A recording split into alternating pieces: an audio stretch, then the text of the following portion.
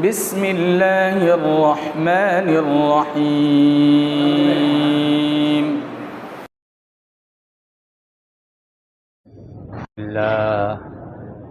الحمد لله نحمده ونستعينه ونستغفره ونؤمن به ونتوكل عليه ونعوذ بالله من شرور أنفسنا ومن سيئات أعمالنا من يهده الله فلا مضل له ومن يضلله فلا هادي له ونشهد أن لا إله إلا الله وحده لا شريك له ونشهد أن سيدنا ومولانا محمدا عبده ورسوله أرسله بالحق بشيرا ونذيرا وداعيا إلى الله بإذنه وسراجا منيرا وصلى الله تعالى على خير خلقه سيدنا محمد وآله وسلم تسليما كثيرا أما بعد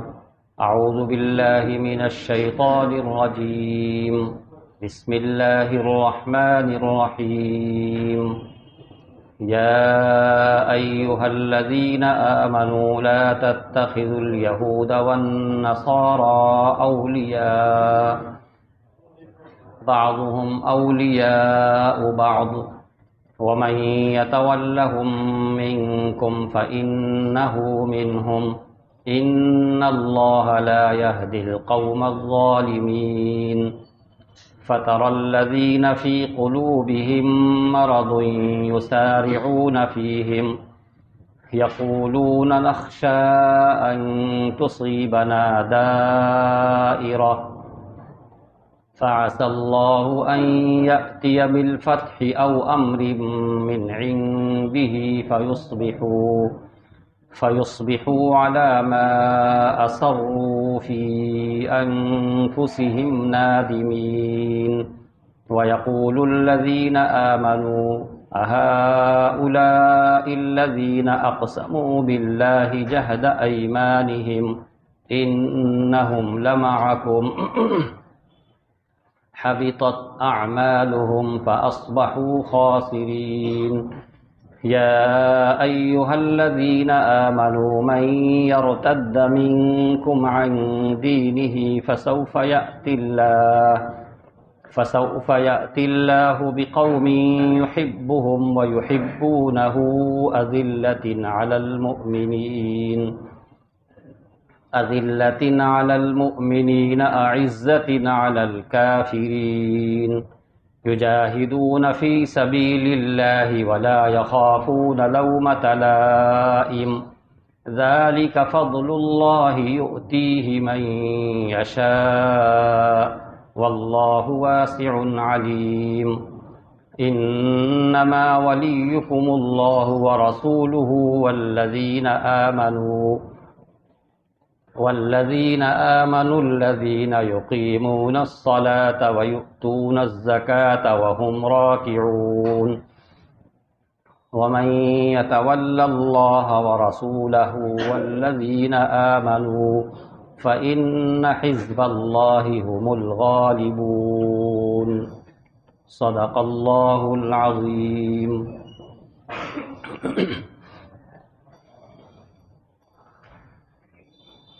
محترم بزرگوں اور دوستو، یہ سورہ مائدہ ہے جس کی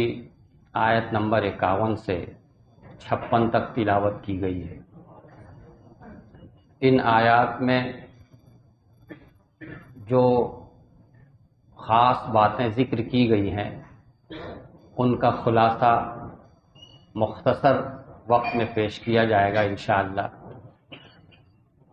سب سے پہلی آیت کریمہ، اس میں مومنین کو مخاطب کیا گیا ہے، اور جیسا کہ اس سے پہلے آپ کے سامنے یہ بات آ چکی ہے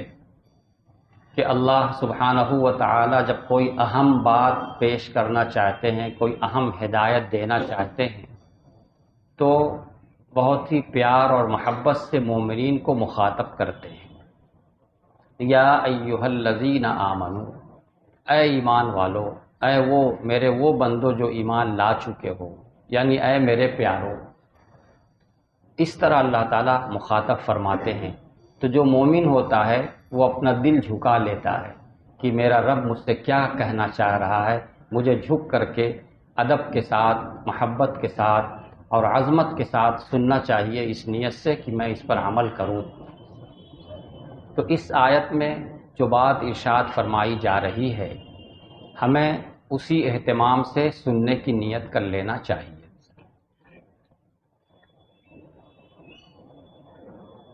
جناب رسول اللہ صلی اللہ علیہ وسلم جب مدینہ منورہ تشریف لے گئے ہجرت کر کے، اور آپ کا وہیں قیام رہنے لگا، تو آس پاس جو یہودی تھے ان کی وجہ سے موقع بموقع پریشانی ہوتی تھی۔ تو آپ نے اپنی حکمت عملی سے اور انتہائی سمجھداری اور عقلمندی سے ایک معاہدہ کیا۔ ان سب کو لے کر آپ بیٹھے، بیٹھ کر کے ان سے معاہدہ کیا کہ تم ہماری طرف سے مطمئن نہ رہو، ہم تمہاری طرف سے مطمئن نہ رہیں،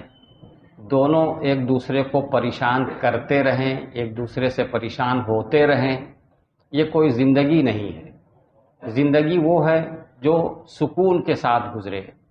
آپ بھی ہم سے مطمئن ہوں، ہم بھی آپ سے مطمئن ہوں۔ اس لیے ہم لوگ مل کر بیٹھ کر معاہدہ کر لیتے ہیں۔ چنانچہ یہود نے بھی اس معاہدے کی منظوری دی،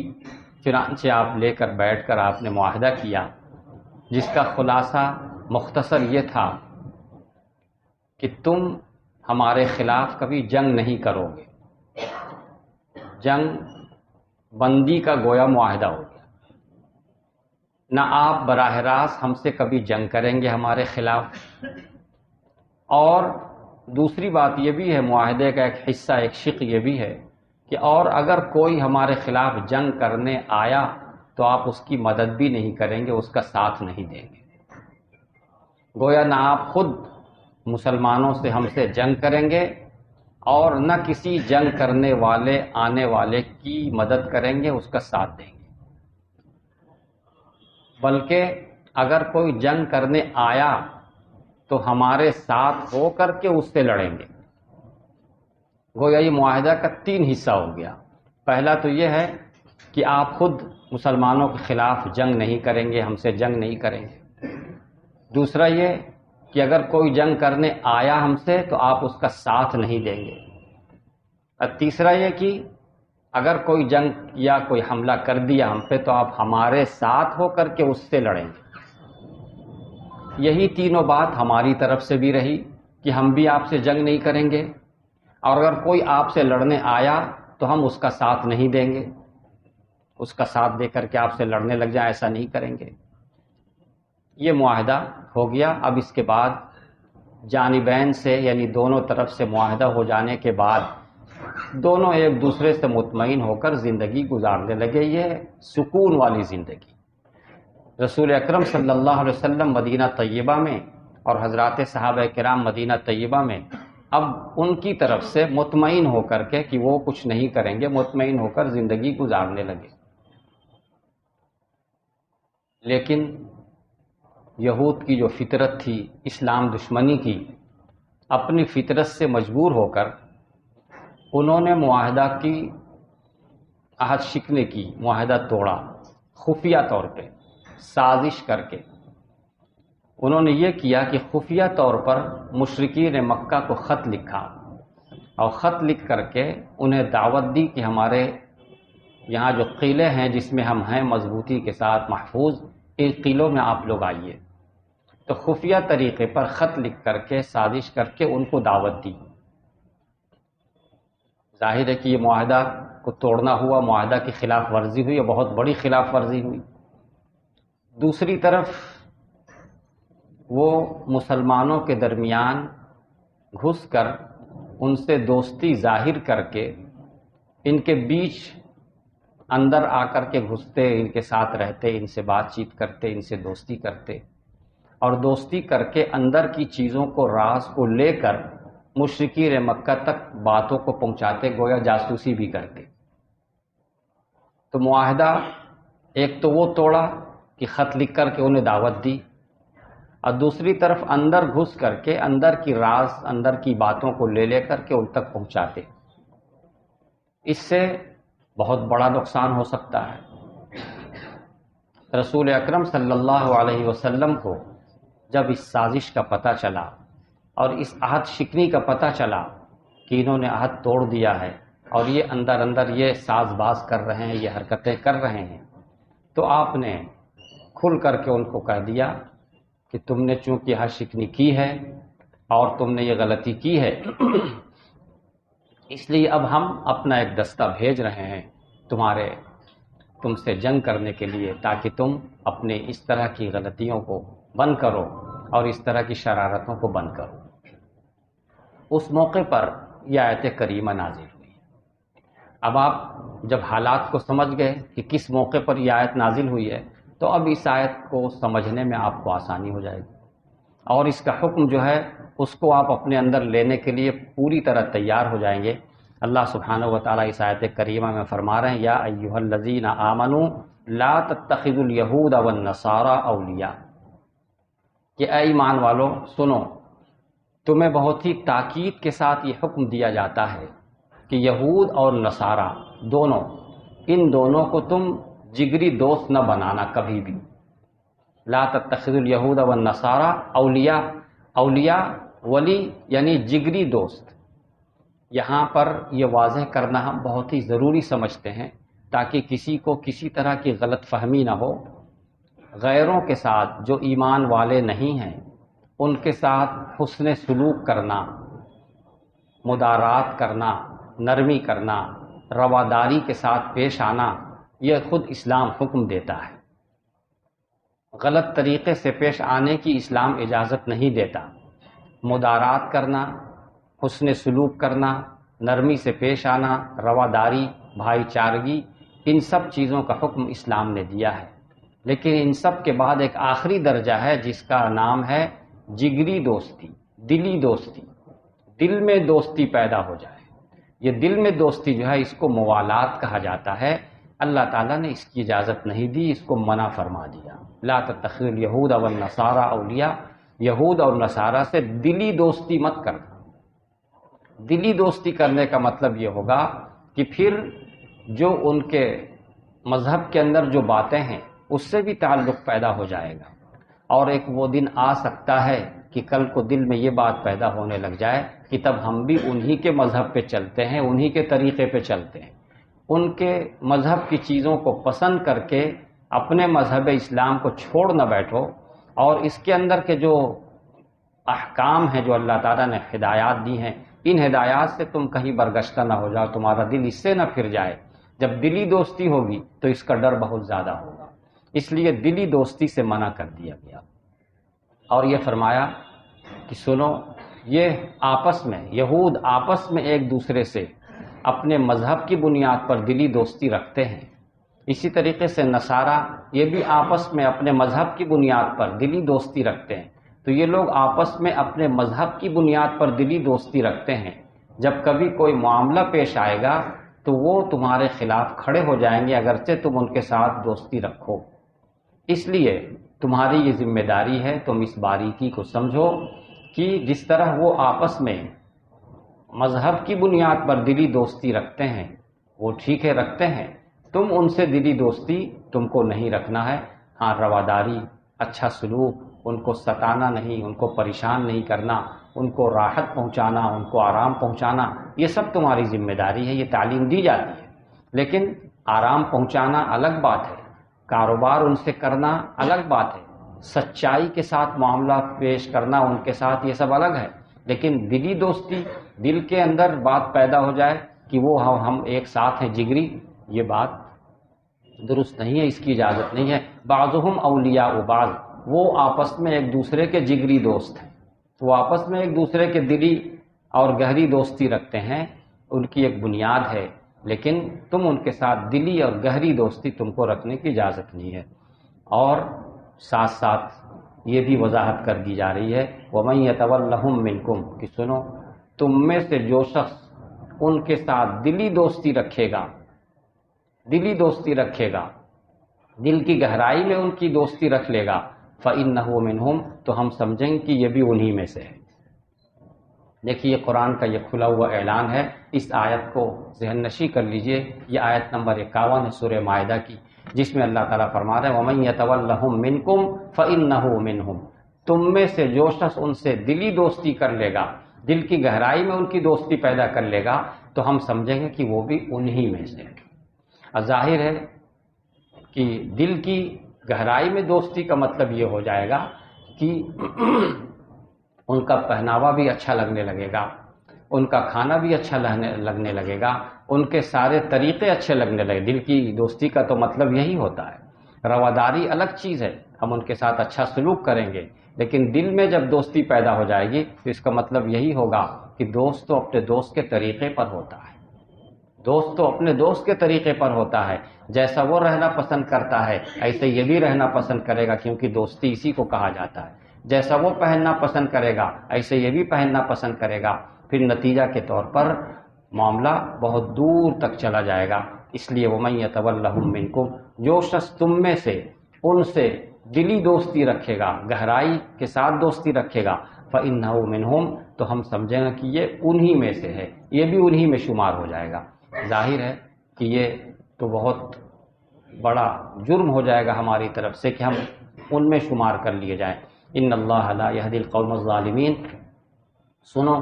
یقیناً اللہ تعالیٰ ظلم کرنے والوں کو پسند نہیں کرتا ہے۔ یہ گویا یہ ظلم ہوگا تمہاری طرف سے، اس لیے اللہ تعالیٰ ظلم کرنے والوں کو پسند نہیں کرتا۔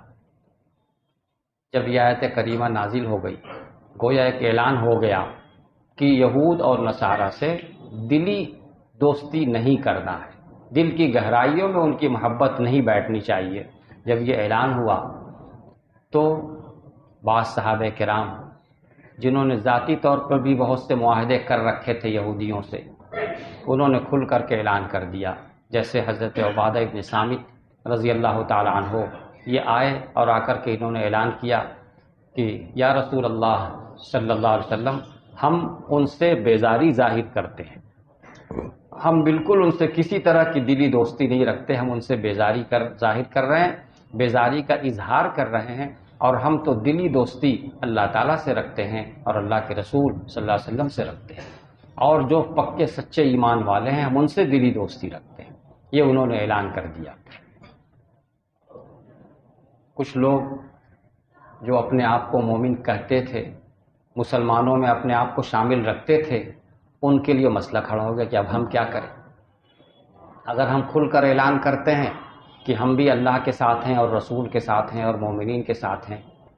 تو کل کو ان کے ساتھ کوئی معاملہ پیش آ جائے گا تو کیا ہوگا؟ یہ ان کے ذہن میں یہ ایمان کی کمزوری کی علامت تھی۔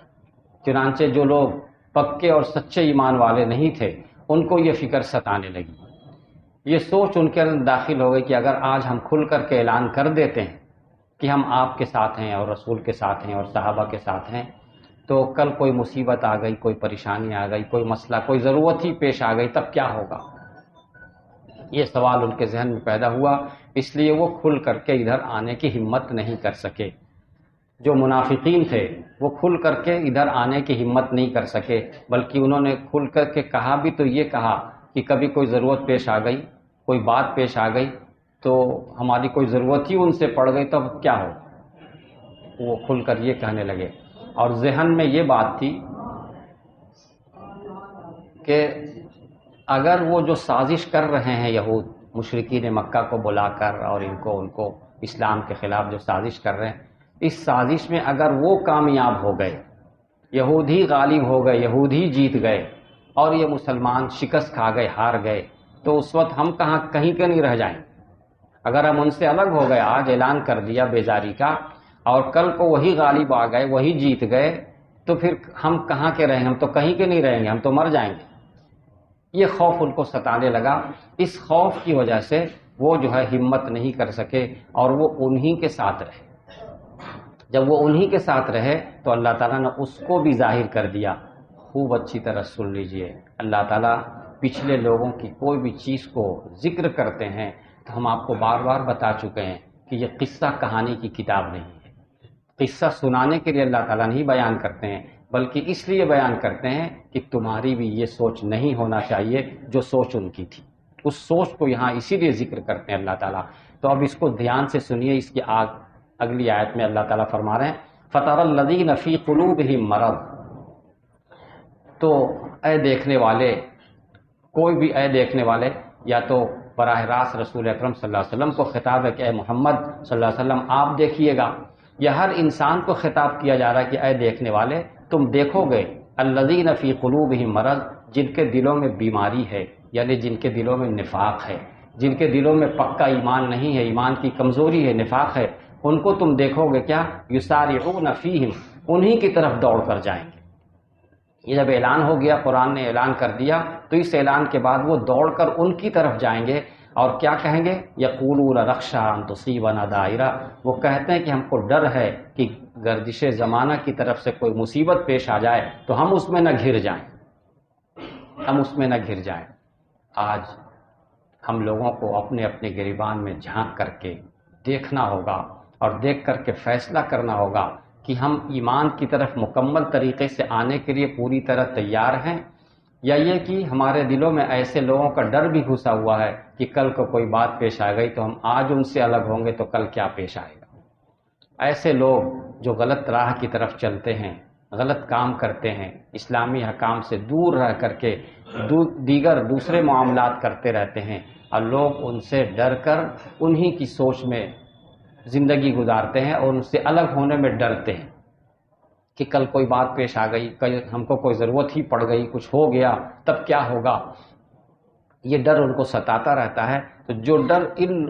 اس زمانے کے لوگوں نے ذکر کیا تھا، اللہ تعالیٰ اس کو بیان کر رہے ہیں یقولون نخشی ان تصیبنا دائرہ، وہ کہتے ہیں کہ ہم کو ڈر لگتا ہے کہ کوئی گردش زمانہ ہم کو گھیر نہ لے، کوئی بات پیش آ جائے۔ اس بات سے مراد یہی ہے کہ کہیں نعوذ باللہ صحابہ کرام ہی مغلوب ہو جائیں، ہار جائیں، وہ جیت جائیں، تو اس وقت ہم کیا کریں گے؟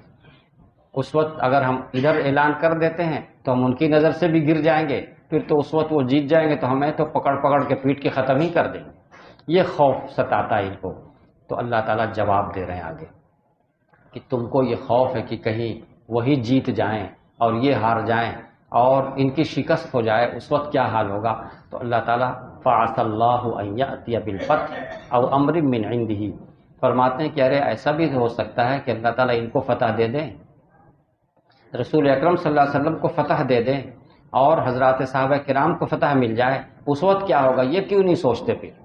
ایک طرفہ سوچ ہے، دوسری طرف کی سوچ کیوں نہیں ہے؟ فَعَسَى اللَّهُ أَن يَأْتِيَ بِالْفَتْحِ، ہو سکتا ہے کہ اللہ تعالیٰ فتح دے دے، یعنی رسول اکرم صلی اللہ علیہ وسلم کو فتح دے دے۔ اس میں ہو سکتا ہے کا لفظ ارشاد فرمایا جا رہا ہے۔ جب اللہ تعالیٰ فرما دے کہ ہو سکتا ہے تو اس کا مطلب ہوگا ہی ہوگا۔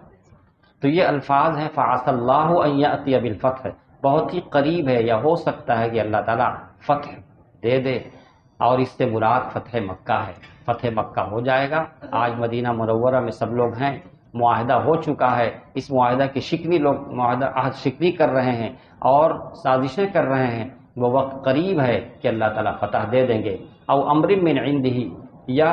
فتح سے پہلے ہی پہلے کوئی ایسی چیز پیش کر دیں جس سے یہودیوں کا سارا راز کھل جائے اور جو کچھ وہ سازش کر رہے وہ سازش کھل جائے، پھر رسوائی ہو جائے۔ یہ تو ہو سکتا ہے۔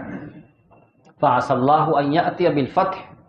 تو قریب ہے کہ اللہ تعالیٰ فتح ظاہر فرما دے یا اپنی طرف سے کوئی حکم ایسا لا دے جس کی وجہ سے ان کا سارا راز فاش ہو جائے۔ فَيُصْبِحُوا عَلَىٰ مَا أَسَرُّوا فِي أَنفُسِهِمْ نَادِمِينَ، بس یہ لوگ جو ہے جو ابھی یہ سب کہہ رہے ہیں اس وقت شرمندگی ظاہر کرنے لگیں گے، تب افسوس کرنے لگیں وہ واقعی ہم سے غلطی ہوئی، لیکن تب تک تو وقت نکل چکا ہوگا۔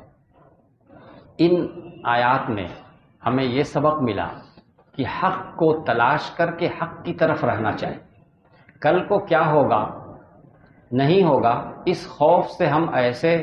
غلط چیز کی طرف رہنے لگ جائیں ڈر کے مارے، یہ ہماری بہت بڑی غلطی ہوگی اور ایمان کی بہت بڑی کمزوری ہوگی۔ ایمان کی مضبوطی اور سچائی کی علامت یہ ہے کہ حق کی طرف لگا رہے، چاہے بظاہر شکست نظر آئے، چاہے بظاہر پریشانی نظر آئے، لیکن ظاہری پریشانی کو نہ دیکھے، حق کو دیکھے، حق کو دیکھے، حق کو دیکھ کر کے حق پر جمع رہے، حق کو دیکھ کر کے حق پر جمع رہے۔ ایک نہ ایک وقت آئے گا اللہ تعالیٰ کی مدد آ ہی جائے گی۔ اللہ کی مدد حق کے ساتھ ہی ہوتی ہے۔ ہاں درمیان میں آزمائشیں ضرور آتی ہیں، آزمائشیں ضرور آتی ہیں، تو ان آزمائش میں ہم کامیاب ہوتے چلے جائیں گے اگر ہم حق پر جمے رہیں گے۔ اور تاریخ شاہد ہے، پوری گواہی موجود ہے تاریخ کے اندر، پچھلے زمانے سے لے کے آج تک کوئی بھی تاریخ کا مطالعہ کرنا چاہے تو دیکھ سکتا ہے کہ بڑے بڑے سخت سے سخت حالات آئے، لیکن جو شخص اپنے آپ کو حق پر جمائے رکھا، ستایا گیا، پریشان کیا گیا اور مصیبتیں ضرور اٹھانی پڑی، لیکن ایک وقت آیا کہ آخر کار فتح ملی، آخر کار فتح مل گئی۔ یہ شروع سے حضرت موسیٰ علیہ السلام کے زمانے میں دیکھیے تو یہی ملے گا، رسول اکرم صلی اللہ علیہ وسلم کے زمانے میں دیکھیے یہی ملے گا، اور آپ کے بعد کے زمانے میں بھی اٹھا کر کے دیکھتے چلے جائیے تو یہی چیز ملتی چلی جائے گی، یہی چیز ملتی چلی جائے گی۔ اس لیے مضبوطی کے ساتھ، مضبوط ایمان کے ساتھ زندگی گزارنا چاہیے، حق کو دیکھ کر کے حق کے مطابق زندگی گزارنا چاہیے، حق سے اپنے آپ کو الگ نہیں کرنا چاہیے، چاہے بظاہر کچھ اور نظر آئے۔ وَيَقُولُ الَّذِينَ آمَنُوا أَهَؤُلَاءِ الَّذِينَ أَقْسَمُوا بِاللَّهِ جَهْدَ أَيْمَانِهِمْ إِنَّهُمْ لَمَعَكُمْ، پھر اس وقت جب فتح مل جائے گی اور جب کامیابی ہو جائے گی تو اس وقت ایمان والے یہ کہنے لگیں گے، أَهَؤُلَاءِ الَّذِينَ أَقْسَمُوا بِاللَّهِ جَهْدَ أَيْمَانِهِمْ، یہی وہ لوگ ہیں جو بہت زیادہ قسم کھا کھا کر کے کہتے تھے ہم تو تمہارے ساتھ ہیں، ہم تو تمہارے ساتھ ہیں، ہم تو تمہارے ساتھ ہیں۔ اس آیت کے نازل ہونے سے پہلے جو سب لوگ بہت ہی قسم کھا کھا کر کے کہتے تھے ہم تو آپ کے ساتھ ہیں، ہم تو آپ کے ساتھ ہیں، لیکن جب وقت آیا تو پیچھے ہو گئے، اور جب فتح ہو جائے گی تو اس وقت یہ اب مومنین خوش ہو کر کے یا تعجب میں کہیں گے اچھا یہ لوگ تو کہتے تھے ہم لوگ آپ کے ساتھ ہیں، بڑی قسم کھا کھا کر کے کہتے تھے، اور اب آج کیا ہوا، انہم لمعکم، وہ کہتے تھے ہم تو آپ کے ساتھ ہیں، آپ کے ساتھ ہیں، لیکن آج اللہ تعالیٰ آخری جملہ ہے سنیے، حبطت اعمالہم، ان کے سارے اعمال ضائع ہو گئے، سارے اعمال ضائع ہو گئے۔ قرآن نے اعلان کر دیا کہ منافقین کا سارا عمل ضائع و برباد ہو گیا، حبطت اعمالہم، ان کا سارا عمل برباد ہو گیا، فاصبحوا خاسرین، اب وہ نقصان میں بیٹھے ہوئے، نقصان میں بیٹھے ہوئے۔ اس نے یہ بات ظاہر کر دی کہ اگر ہم ڈر کے مارے حق کو چھوڑ کر کے دوسری طرف رہیں گے، ڈر سے، اور حق کو چھوڑے رہیں گے تو ایک وقت آئے گا کہ ہم خسران میں رہیں گے، گھاٹے میں رہیں گے، تباہ و برباد، یا تو دنیا میں تباہی آ جائے گی یا پھر یہاں نہیں تو آخرت کی تباہی تو مقدر ہی ہے۔ اور دنیا کی تباہی بھی عموماً آ جاتی ہے، بعض دفعہ ایسا ہوتا ہے کہ انسان خود تو اپنی زندگی میں تباہی نہیں دیکھ پاتا لیکن اس کی نسلوں میں تباہی چلتی ہے، اللہ حفاظت فرمائے۔ اس لیے بہت ہی زیادہ چوکنا رہنا چاہیے۔ قرآن نے ان آیات نے جو ہدایات دی ہیں، یہ ہدایات ہمارے پورے معاشرے کو زندہ کرنے والے ہدایات ہیں، پورے معاشرے کو درست اور صحیح رکھنے والے ہدایات ہیں۔ ہم لوگ اپنے معاشرے کو جو بگاڑے ہوئے ہیں اس کی اصلاح اس میں کی جا رہی ہے۔ ہر شخص حق کی طرف آئے، حق کی طرف دیکھے، حق کیا ہے، اللہ، حق سے مراد وہی کہ اللہ اور رسول کا فرمان کیا ہے، اس کے مطابق۔ اور اس سے پہلے کی آیت میں آپ کے سامنے آ چکا ہے، وَمَنْ أَحْسَنُ مِنَ اللَّهِ حُکْمًا، کہ اللہ سے بہتر فیصلہ کون کر سکتا ہے، اللہ سے بہتر حکم کس کا ہو سکتا ہے، تو اللہ سے بہتر حکم تو کسی کا ہو ہی نہیں سکتا ہے، لہٰذا ہم اسی حکم کی طرف جم کر رہیں گے۔ بظاہر پریشانی آئے گی، اللہ تعالیٰ تو پھر دیکھ ہی رہے ہیں، پھر مدد بھی آ جائے گی۔ بغیر کھرا کھوٹا کو آزمائے ہوئے کھرا ہونا ظاہر کیسے ہوگا، ظاہر کیسے ہوگا، اس لیے کسوٹی پہ تو رکھا جائے گا، آگ میں ہو سکتا تپنا بھی پڑے، تب جا کر کے نکھر کر کے آئے گا کہ حق کیا ہے اور باطل کیا، حقیقت کیا ہے۔ یہاں تک یہ آیت پوری ہوئی۔ اب اس کے بعد والی آیت، اس میں ایک اور چیز، مزید ایک اہم بات بتائی جا رہی ہے، یا ایھا الذین آمنوا، یہاں پھر خطاب کیا جا رہا ہے ایمان والوں کو، اے ایمان والوں، یا ایھا الذین آمنوا من یرتد منکم عن دینہ، جو شخص ایمان لے آنے کے بعد، اپنے آپ کو مکمل ایمان والا ظاہر کر دینے کے بعد، اب ایمان سے پھرنے کی اس کو اجازت نہیں ہے۔ پہلے سے کوئی شخص ایمان نہیں لایا ہے تو اس سے زبردستی نہیں کیا جائے گا کہ تم ایمان لاؤ، اسلام میں داخل ہو، اس سے زبردستی نہیں کیا جائے گا۔ لیکن اگر کوئی شخص ایمان لا چکا، اللہ تعالیٰ کے احکام پر عمل کرنے کی ٹھان لی کہ نہیں میں ایمان لا چکا ہوں، اب میں سب کچھ اسلام کے مطابق عمل کروں گا، اب اس کے بعد اس سے اگر پھرتا ہے تو پھر اس کو سزا دی جائے گی، اس کو سزا دی جائے گی۔ اور ساتھ ساتھ یہ بھی ذہن میں رہنا چاہیے کہ اگر کوئی شخص اپنے آپ کو اسلام ظاہر کرے اور بعد میں پھر جائے، یہ سوچ کر کے کہ اس طریقے سے ہم اسلام کو نقصان پہنچا دیں گے، جیسا کہ ان کا نظریہ یہ تھا، ان لوگوں سے کہا کرتے تھے کہ صبح کو اسلام کا اعلان کر دو سب لوگ مل کے کہ ہم سب ایمان لے آئیں، اور جب شام ہو تو یہ پھر کہنے لگنا اس میں ہم نے کوئی خوبی نہیں دیکھی، ہم نے تو اس میں خرابی دیکھی، اس لیے ہم سب واپس آ گئے۔ اگر ایسا کرو گے تو جو تمہارے عام لوگ ہیں وہ لوگ کہیں گے ہاں بھائی یہ تو پڑھے لکھے سمجھدار لوگ تھے، یہ لوگ تو گئے لیکن جا کر کے اس کی خرابی کو دیکھ کے واپس ہو گئے ہیں، تو ہم لوگ کیوں جائیں گے، ہم لوگ بھی نہیں جائیں گے۔ اس طریقے سے یہ تدبیر کیا کرتے تھے۔ تو اگر اس طرح کی تدبیر کوئی کرے گا تو وہ اسلام کو نقصان نہیں پہنچا سکے گا، بلکہ وہ اپنا ہی نقصان پہنچائے، اپنے آپ کو ہی نقصان پہنچائے گا، اس لیے کہ اسلام کی حفاظت کی ذمہ داری اللہ تعالیٰ نے خود لے لی ہے۔ جب اللہ تعالیٰ نے اس کی حفاظت کی ذمہ داری لے لی ہے تو وہ کوئی شخص اس طرح کی تدبیر کرے یا اپنے آپ کو اسلام سے نکال کر کے الگ کر لے اور اس کی برائی بیان کرنے لگ جائے تو اس سے اسلام پہ کوئی فرق نہیں پڑتا ہے، بلکہ اللہ تعالیٰ نے بے نیازی کا اعلان کر دیا۔ اس آیت میں اعلان کیا جا رہا ہے کہ سن لو، جو شخص تم میں سے اپنے دین سے پھر جائے گا اور دین کے کاموں کو کرنا چھوڑ دے گا، دین کے کاموں کو چھوڑ دے گا، چھوڑ کر کے پھر جائے گا، تو وہ اس کے پھر جانے کی وجہ سے اسلام کو کوئی نقصان نہیں پہنچے گا، بلکہ اسلام کو پھیلانے کے لیے اللہ تعالیٰ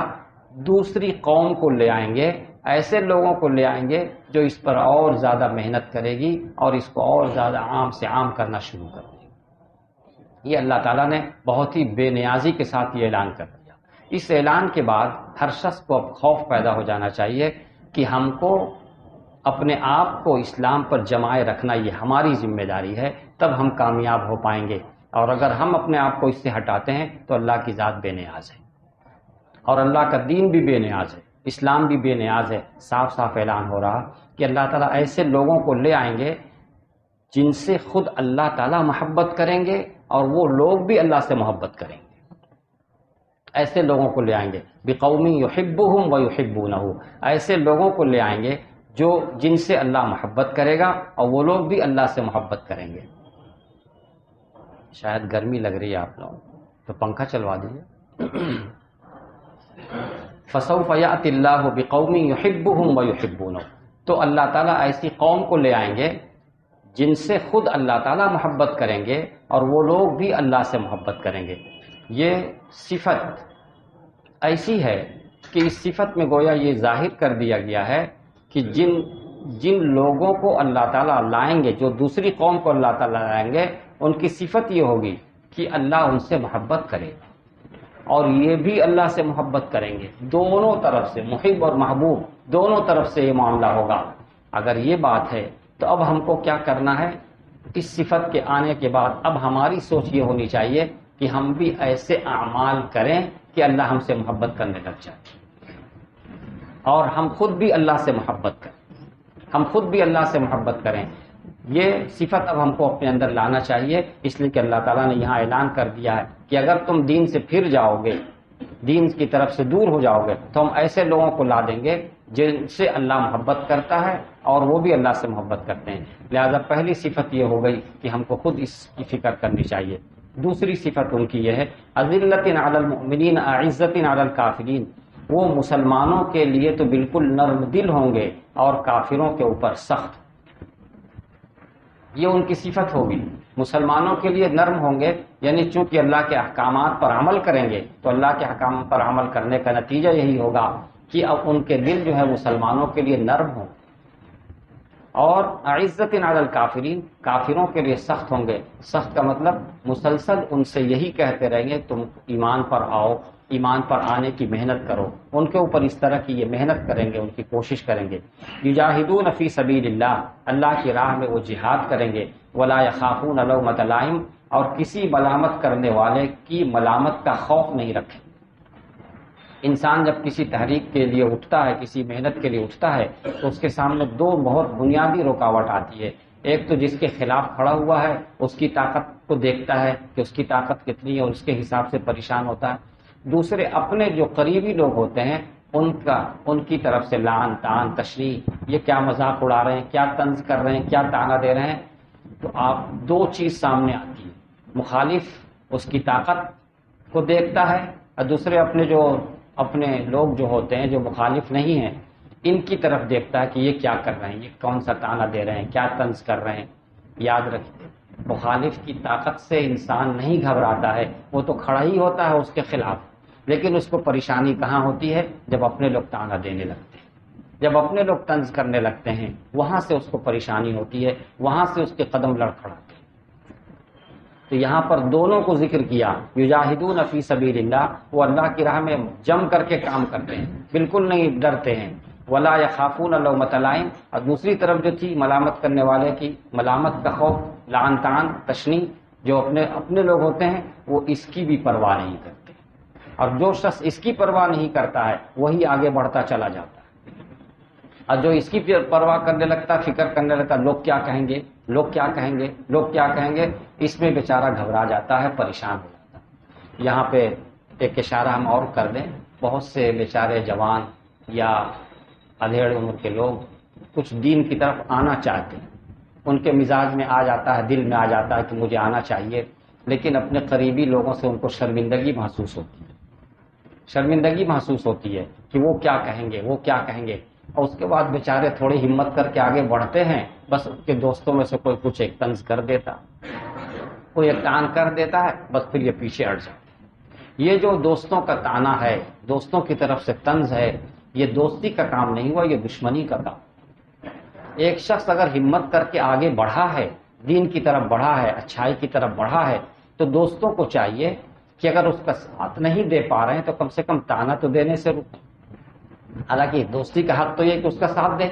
بھائی ہم نہیں جا پا رہے ہیں لیکن آپ جانا شروع کیے، چلیے ہم آپ کا ساتھ دیتے ہیں۔ ساتھ اگر نہیں دے پاتے ہیں تو کم سے کم طعنہ دے دے کر کے پیچھے تو نہیں بلا لینا چاہیے۔ تو ہاں، یہ ان کو ہے، اور جو ہمت کر کے آگے بڑھا ہے اس کو چاہیے کہ کسی کی ملامت کا خوف نہ کرے۔ ملامت کرنے والے کریں گے، کرتے رہیں، وہ خود ہی چپ ہو جائیں گے، اور یہی ہے، آدمی جب جم جاتا ہے تو لوگ چپ ہو جاتے ہیں، لوگ چپ ہو جاتے ہیں۔ تو قرآن نے یہاں پر واضح کر دیا کہ ہم ایسے لوگوں کو لے کر کے آ جائیں گے جو کیا کریں گے، اللہ کی راہ میں بہت ہی مضبوط جم جائیں گے، ایک دم مخالفین سے بالکل نہیں ڈریں گے، اور اپنے جو موافقین ہوتے ہیں ان کے طعن و تشنیع سے بھی کوئی خوف نہیں کریں گے، لا یخافون لومۃ لائم۔ لیکن یہ چیز جو ان کو ملے گی یہ ان کے اپنے زور بازو سے نہیں، قوت بازو سے نہیں، ذالک فضل اللہ، یہ اللہ کا فضل ہوگا۔ اللہ تعالیٰ اپنے فضل سے ایسا کریں گے، یؤتیہ من یشاء، یہ اللہ کا فضل ہے، اللہ تعالیٰ جس کو چاہتے ہیں عطا فرما دیتے ہیں۔ واللہ واسع علیم، اور اللہ تعالیٰ بہت ہی وسعت والے ہیں اور بہت ہی جاننے والے ہیں، بہت ہی علم والے ہیں۔ اس آیت کے بارے میں مفسرین فرماتے ہیں کہ چونکہ اللہ تعالیٰ کو پہلے سے علم تھا کہ بعد میں بہت سے لوگ مرتد ہو جائیں گے، دین سے پھر جائیں گے، تو اس لیے پہلے ہی سے اللہ تعالیٰ نے اعلان کر دیا کہ ہم ایسے لوگوں کو لا دیں گے، اور جن لوگوں کو لائیں گے ان کی صفات بھی بیان کر دی۔ اب ان صفات کے بیان کرنے سے فائدہ یہ ہوا کہ لوگ خود سے اپنے آپ کو تیار کرنے لگے کہ اس صفت کے ساتھ تو میں متصف ہوں گا، یہ صفت میں اپنے اندر پیدا کروں گا۔ چنانچہ آپ کو معلوم ہونا چاہیے، آپ کو ہم بتائیں کہ رسول اکرم صلی اللہ علیہ وسلم کی وفات کے بعد مکہ اور مدینہ اور چند اطراف کے علاقوں کو چھوڑ کر عام عرب میں ارتداد پھیل گیا تھا بہت ہی تیزی سے،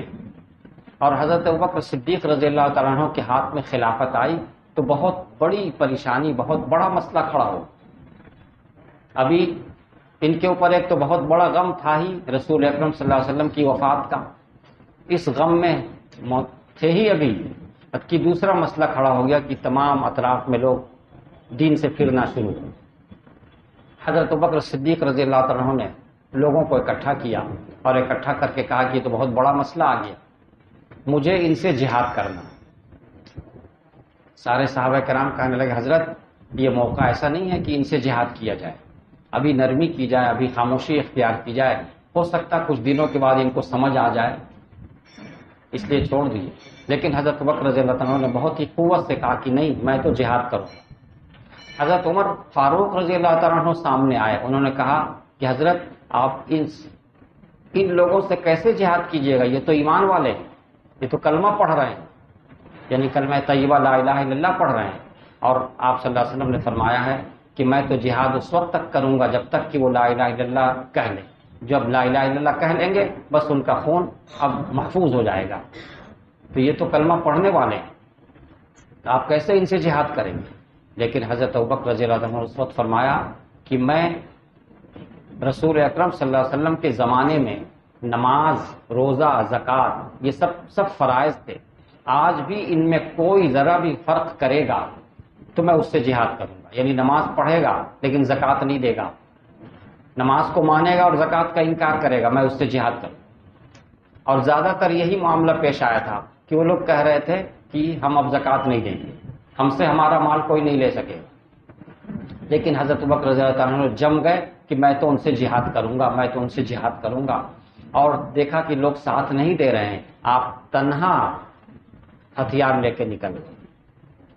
اتنی مضبوطی حضرت ابوبکر رضی اللہ عنہ کے اندر تھی کہ تنہا نکل گئے، جب تنہا نکل گئے تو لوگوں نے دیکھا کہ اب تو کوئی معاملہ نہیں، اب تو ساتھ دینا ہی پڑے گا، چنانچہ ان کو بیٹھایا کہ ٹھیک آپ بیٹھیے، ہم لوگ چلتے ہیں، ہم لوگ سب۔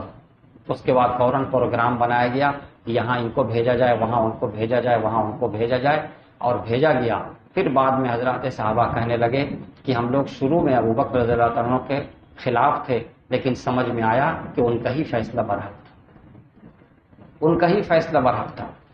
مسیلمہ، آپ نے نام سنا ہوگا، یہ رسول اکرم صلی اللہ علیہ وسلم کی زندگی میں اس نے نبوت کا دعویٰ کر دیا، جب آپ کی زندگی کا آخری حصہ چل رہا تھا اس میں ابھی آپ صلی اللہ علیہ وسلم موجود ہیں اور اس نے نبوت کا دعویٰ کر دیا، اور بہت ماننے والے، ہزاروں نہیں لاکھوں کی تعداد کے قریب اس کو ماننے والے بھی کھڑے ہو گئے، اور اس نے اتنی بڑی تعداد کو دیکھ کر کے اس کے اندر ہمت ہو گئی، اپنے آپ کو مضبوط سمجھنے لگا، اور اس نے باقاعدہ خط لکھا رسول اکرم صلی اللہ علیہ وسلم کے پاس، اور یہ خط لکھا، کیا اس خط کا عنوان شروع کا کیا تھا؟ مسیلمہ رسول اللہ کی طرف سے محمد الرسول اللہ کے پاس یہ خط جا رہا، اپنے آپ کو رسول اللہ لکھا، مسیلمہ رسول اللہ کی طرف سے محمد الرسول اللہ کی طرف یہ خط جا رہا ہے، اور آگے اس کا مضمون یہ تھا کہ یہ عرب کی زمین آدھی آپ کی آدھی ہماری۔ آپ صلی اللہ علیہ وسلم نے اس کے خط کا جواب لکھا، اس خط کا جواب کا عنوان یہ تھا محمد الرسول اللہ کی طرف سے یہ خط جا رہا ہے مسیلمہ جھوٹے کے پاس۔ مسیلمہ کے آگے اس نے رسول اللہ لگایا تھا، آپ نے اس کے آگے کذاب لکھا کہ جھوٹا ہے یہ جو رسول اللہ اپنے کو کہتا ہے، مسیلمہ کذاب کی طرف یہ خط جا رہا میرا، اور سنو کہ ساری زمین اللہ کی، اللہ جس کو اس میں سے جتنا دینا چاہے دے، ساری زمین اللہ کی۔ جب یہ خط اس کے پاس پہنچا ہے، بلکہ خط لانے والے کے بارے میں بھی آپ کو بتا دیں، جب وہ خط لے کے آیا آپ صلی اللہ علیہ وسلم کے پاس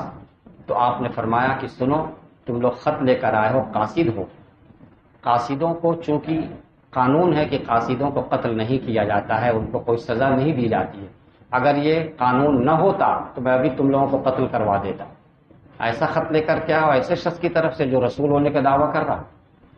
آپ نے خط بھیج دیا۔ جب اس نے دیکھا کہ اچھا مجھے جھوٹا کہا گیا، اس میں مسیلمہ کذاب کہا گیا، غصے میں آ گیا بہت زیادہ، اور اس نے اور زیادہ ٹھان لیا کہ میں ایسا کروں گا اور ویسا کروں گا، اس نے ٹھان لیا، اور اس کے بعد اس نے مزید محنت شروع کر دی۔ اب آپ سوچ سکتے ہیں اسی دوران آپ صلی اللہ علیہ وسلم کی وفات ہوئی۔ جب وفات ہوئی ہے تو اور تیزی سے ارتداد پھیلنا شروع ہو گیا اس طرف۔ تو اس موقع پر حضرت ابوبکر صدیق رضی اللہ عنہ نے بہت ہی ہمت کے ساتھ، قوت کے ساتھ فیصلہ کیا کہ نہیں، مجھے وہاں پر بھیجنا ہے۔ چنانچہ آپ نے وہاں پر فوج بھیجی، حضرت خالد بن ولید رضی اللہ عنہ کی سرکردگی میں جا کر کے انہوں نے سختی کے ساتھ مقابلہ کیا، اور اس مقابلے کے دوران مسیلمہ کذاب مارا گیا، اور اس کو مارنے والے کون ہیں؟ وہی حبشی، وہ صحابی جنہوں نے حضرت حمزہ رضی اللہ تعالیٰ عنہ کو شہید کیا تھا۔ جب وہ ایمان نہیں لائے تھے اس وقت انہوں نے حضرت حمزہ رضی اللہ تعالیٰ عنہ کو شہید کیا تھا، اور اب وہ بہت ہی خوشی کے ساتھ، فخر کے ساتھ کہا کرتے تھے کہ جب میں ایمان والا نہیں تھا تو میں نے سب سے اچھے انسان کو قتل کیا تھا، اور جب میں ایمان میں آ گیا ہوں تب میں نے سب سے بدترین انسان کو قتل کیا، اس کے بدلے میں نے یہ کام کیا۔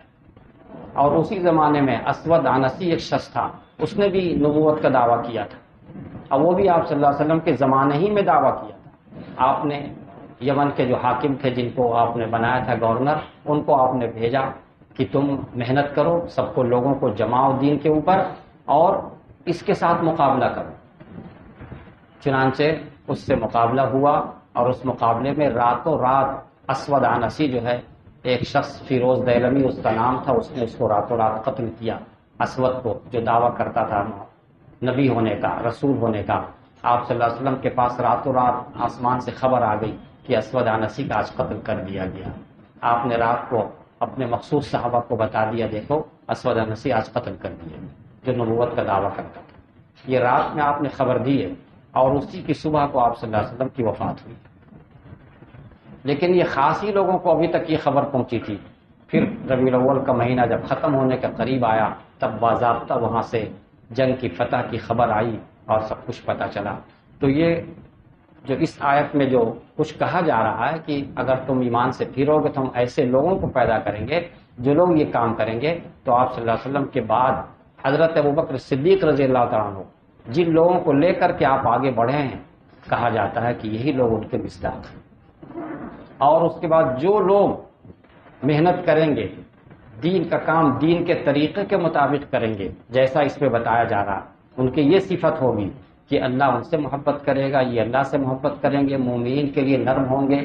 اور کافرین کے لیے سخت ہوں گے، اور اللہ کی راہ میں مضبوطی کے ساتھ کام کریں گے۔ جن کے اندر یہ صفات پیدا ہوگی تو وہ سمجھ جائے کہ اللہ تعالیٰ کا فضل ان پر ہو رہا ہے، اللہ ان کو چاہ رہے ہیں۔ تو اب ہم کو کیا کرنا چاہیے؟ ہم کو اسی طرح کی محنت کر کے اپنے آپ کو اس صفت کا حامل بنانا چاہیے۔ اللہ تعالیٰ مجھے بھی اور آپ کو بھی اس کی توفیق عطا فرمائے۔ درود شریف پڑھتے دعا کریں۔ اللهم صل على سيدنا محمد كما صليت على اللهم بارك على محمد وعلى آل محمد كما باركت على إبراهيم وعلى آل ربنا ظلمنا أنفسنا وإن تغفر لنا وترحمنا لنكونن من الخاسرين اللهم أعنا على ذكرك وشكرك وحسن عبادتك اللهم إنا نسألك من الخير كله عاجله وآجله ما علمنا منه وما لم نعلم اللهم إنا نعوذ بك من الشر كله عاجله وآجله ما علمنا منه وما لم نعلم اللهم إنا نسألك الجنة وما قرب إليها من قول أو عمل ونعوذ بك من النار وما قرب إليها من قول أو عمل یا اللہ یا ارحم الراحمین، ہم سب کے گناہوں کو معاف فرما،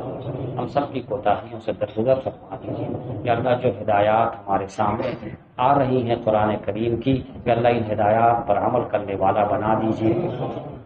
یا اللہ ان ہدایات پر عمل کرنے والا بنا دیجیے، عمل کرنے کی توفیق عطا فرما دیجیے، عمل کرنا آسان فرما دیجیے، یا اللہ عمل کرنا آسان فرما دیجیے۔ یہ بہت بڑا مجاہدہ ہے، اس مجاہدے کو ہمارے لیے آسان فرما دیجیے، یا اللہ اس مجاہدے کو ہمارے لیے آسان فرما دیجیے۔ یا اللہ یا ارحم الراحمین، ہم ماحول کے دباؤ میں آ کر بہت سی ہدایات پر عمل نہیں کر پاتے ہیں، یہ ہماری کمزوریاں ہیں، ان کمزوریوں کو دور فرما دیجیے۔ یا اللہ یہ ہمارا عیب ہے، اس عیب کو دور فرما دیجیے۔ یا اللہ آپ ہی کی مدد سے یہ عیب دور ہو سکتا ہے، آپ ہی کی توفیق سے ہم یہ کام نیک کام کر سکتے ہیں۔ یا اللہ توفیق عطا فرما دیجیے، یا اللہ توفیق عطا فرما دیجیے، ہمارے پورے معاشرے کی اصلاح فرما دیجیے۔ یا اللہ پورے معاشرے کی اصلاح فرما دیجیے، یا اللہ پورے معاشرے کی اصلاح فرما دیجیے۔ جو خاص ہدایات آج ہمیں ملی ہیں، ان ہدایات پر عمل کرنے کے لیے آسانی عطا فرما دیجیے، سہولتیں عطا فرما دیجیے۔ یا اکرم الاکرمین، رحم کا کرم کا معاملہ فرما دیجیے۔ جن جن لوگوں نے دعا کی درخواست کی ہے اور جن مقاصد کے لیے کی ہے یا اللہ ان کے جائز مقاصد میں کامیابی عطا فرما دیجیے۔ بلا کسی قصور کے جو لوگ جیل میں بند ہیں غیب سے ان کی رہائی کا انتظام فرما دیجیے۔ یا اللہ جو مقروض ہیں قرض کی ادائیگی کا انتظام فرما دیجیے، قرض کی ادائیگی کا انتظام فرما دیجیے۔ جن کے رشتے نہیں لگ رہے ہیں یا اللہ رشتوں کا انتظام فرما دیجیے، یا اللہ رشتوں کا انتظام فرما دیجیے، یا اللہ رشتوں کا انتظام فرما دیجیے۔ یا اللہ حلال برکت والی روزی عافیت کے ساتھ عطا فرمائیے، حلال برکت والی روزی عافیت کے ساتھ عطا فرمائیے۔ یا اللہ اس مجلس میں جتنے لوگ موجود ہیں سب کی مغفرت فرما دیجیے، یا اللہ سب کی مغفرت فرما دیجیے، سب کی پریشانیوں کو دور فرما دیجیے، سب کو اپنا قریبی بنا لیجیے، یا اللہ سب کو اپنا قریبی بنا لیجیے۔ اپنے رسول صلی اللہ علیہ وسلم کی سنت پہ چلنا آسان فرما دیجیے، سنت کی محبت دلوں میں بٹھا دیجیے، سنت کی محبت دلوں میں بٹھا دیجیے۔ سنت کے خلاف جو چیزیں ہیں یا اللہ اس کی نفرت دلوں میں بٹھا دیجیے، یا اللہ دعاؤں کو قبول فرما لیجیے۔ وصلی اللہ تعالی علی خیر خلقہ سیدنا محمد وآلہ وصحبہ اجمعین برحمتک یا ارحم الراحمین۔ لا الہ الا اللہ۔